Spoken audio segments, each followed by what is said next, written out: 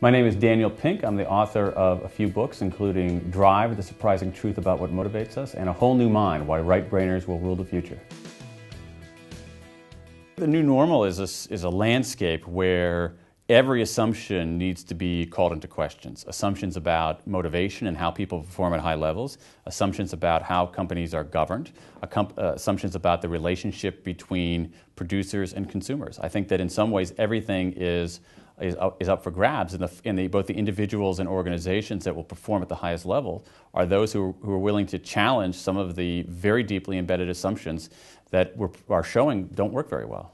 I think the evolution of business in general is to rethink certain practices, certain technologies and things. I think that's been accelerated and given a deeper sense of urgency by the recession. I think that some are ignoring it, hoping that it's going to go away, hoping that the landscape will return to the status quo when all the rumbling beneath the surface is done. And I think that that's a false hope. I think rethinking, as I mentioned before, some of these assumptions, this idea, for instance, on motivation, that the way to get people performing at a higher level is to offer these kinds of carrot and stick contingent incentives. I think that needs some rethinking. They worked for a long time when people were doing relatively simple, straightforward things. Now I think there's a lot of evidence, as the economy ran off the rails, that they don't actually work that well.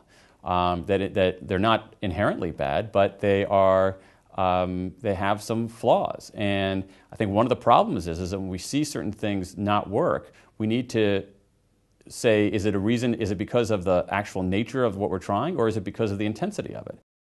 It's not going to be easy for anybody. I mean, and I think that one reason why these kinds of if-then carrot and stick motivators have persisted for so long is precisely because they're easy. They're easy to implement, they're easy to measure, and they produce results in the short term. That is, people will respond to them. If you offer me a bonus, if you say, hey, I'll give you 1,000 quid for doing something, I'm going to start working. And there's other stuff, if you want to infuse the workplace with a greater sense of purpose, if you want to allow people to move toward greater mastery, if you want to promote greater self-direction in offices and factories, that's really, really hard. I think it's possible to recast many kinds of jobs to be much more autonomous and much more fulfilling. There's one study that I write about, one example that I write about hotel janitors. Not a job that most of us would want.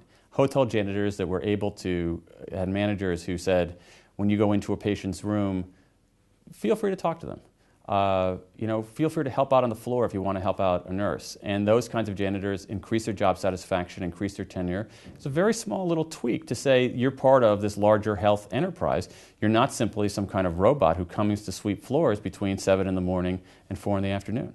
I think the response should be, maybe we should try a new approach. Instead, what you have is people saying, well, maybe we just need more carrots. Maybe we just need sharper sticks. And I think in many ways it's taking us down the fundamentally wrong path.